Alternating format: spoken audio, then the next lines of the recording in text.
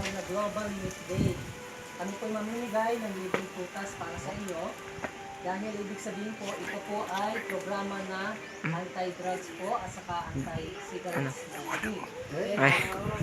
Ibig sabihin po, kapalit po ng isang sigarilyo po ninyo, ibibigay po ng ano, so, wala naman po bayo dito. So, okay, so pwede pong ano kayo, may sigarilyo kayo na po kahit yung sigarilyo. Wait lang kuya, wait lang.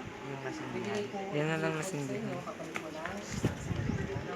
Ibig sabihin po, ang purpose po Di ba ang picture mo? sa health po natin. Okay? Okay, so nilalagay niyo po rito. Ayan, papatayin niyo. Ay, wait lang. Baka pumasok na namin. Okay, salamat po. Salamat po. Okay? Yan, maraming salamat po. God bless you po all.